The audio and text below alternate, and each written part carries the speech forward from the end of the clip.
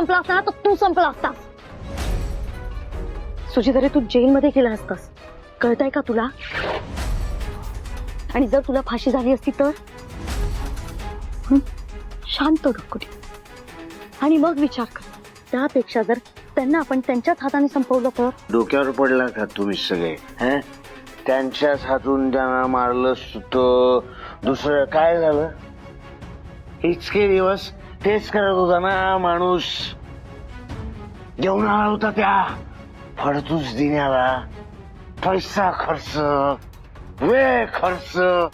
काय झालं? तू शांत हो. जिवंत आहे ती स्वानंदी, वॉर्डन म्हणे माझा अर्जुन त्यांच्याकडे. आपला अर्जुन परत हे त्या माणसाचं जर तुला पटत असेल दॅट इज युअर प्रॉब्लेम. ऐकून घे ना माझं. पण मी त्या मनाला संपवणार. सुजित, हे बघ रागाच्या तू तू तू तू शांत हो, शांत हो. हे बघ तू तू तू मध्ये आलीस ना, सुजित, हे बघ रागाच्या भरात तू काहीतरी असं मारून टाकणार मी त्या म्हणीला. आणि त्यावेळेला जर तू मध्ये आली ना तनिष, तुला म्हणेन मारून टाक.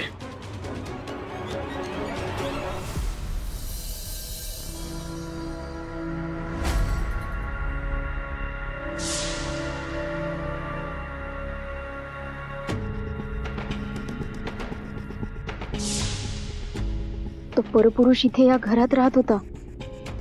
नकळत का होईना मी त्याच्या शेजारी. शी, तो इथे राहिला, आमच्या या घरात जेवला झोपला. हे कळल्यानंतर मणीसरांच्या मनात काय सुरू असेल? त्यांनी जरी बोलून दाखवलं नसलं तरी त्यांना नक्कीच वाईट वाटत असेल. त्यांना माझा राग येत असेल कदाचित.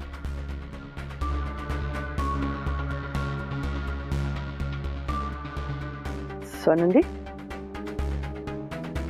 काय झालं दसकायला? काय झालं स्वानंदी? नाही, काही नाही. स्वानंदी, काय झालं? सांगशील काय झालं? मणीसरांनी बोलून नाही दाखवलं ना, कधी ते बोलून दाखवणार. पण त्यांनी माझ्या चारित्र्यावर संशय तर घेतला नसेल ना? तू वेडी आहेस का? त्यांना माझा राग तर आला नसेल? इतके दिवस एक परपुरुष आपल्या घरात राहत होता. त्यांना काय वाटत असेल? त्यांना असं तर वाटलं नसेल की मी त्या माणसाला नवऱ्यासारखी वागणूक दिली. नवरा बायको म्हणून आमच्यात जवळ एक.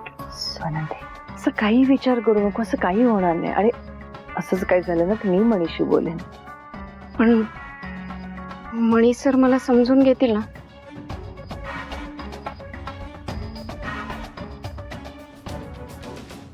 झोपला नाहीत अजून? झोपतच होतो, तुमचीच वाट बघत होतो. माझा खरा शत्रू माझा बापच आहे.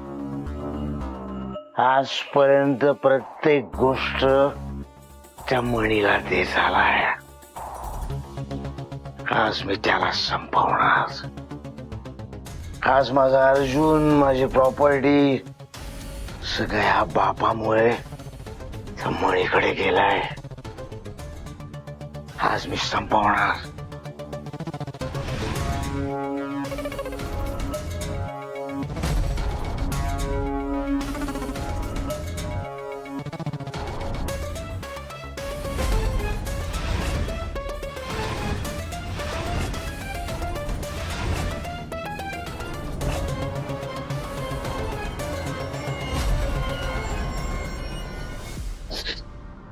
Tony?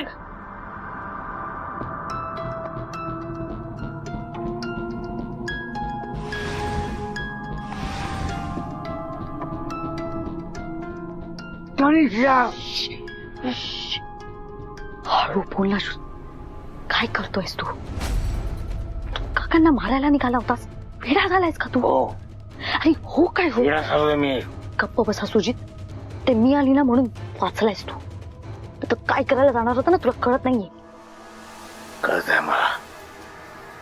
तुला काय वाटतं मी दारू प्यायलो म्हणून मला कळत नाही मी काय करतोय. एक्झॅक्टली. मी या भालचंद्र सरपोतदारला माझ्या बापाला मारायला चाललो होतो आणि मी जे करत होतो ते बरोबर करत होतो. कारण आतापर्यंत हा माणूस प्रत्येक वेळेला माझ्या आणि मणीच्या मध्ये आलाय. सुचित प्लीज शांत हो. प्लीज शांत हो. प्लीज हात जोडते. कधी संपवला असता पण प्रत्येक वेळेला हा माझा बाप मध्ये येत राहिला. सुचित प्लीज. पण आज काय झालंय. काका उठतील बघ. प्रॉपर्टी आहे माझ्याकडे.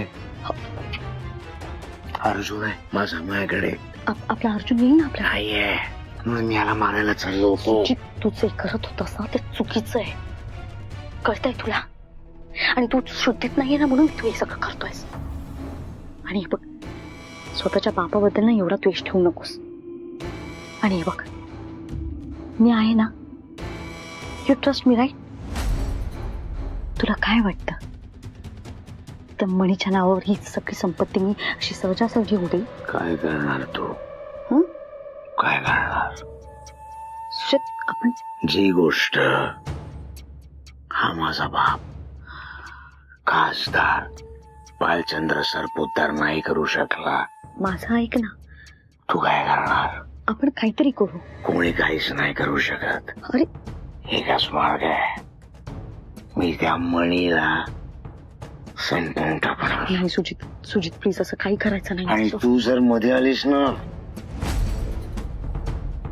आधी तुला संपवेन. सुजित तू काय बोलतोयस. मग त्या मणीला संपवेन आणि मग या माझ्या बापाला मारून टाकेन. सुजित शांत हो आणि ऐक. सुजित सुजित सगळ्यांना मारून टाकेन मी. सुजित सरपोतदार म्हणतात मला. सुजित बोलतोय ते सगळं खरं आहे. जर सगळी प्रॉपर्टी मणीच्या नावावर झाली तर माझं या घरात राहण्याचा काहीच फायदा नाहीये. नाही धनेश. आता फक्त सुजितच्या फायद्यासाठी नाही तर स्वतःच्या फायद्यासाठी काहीतरी करावं लागणार आहे तुला. ते लवकरात लवकर.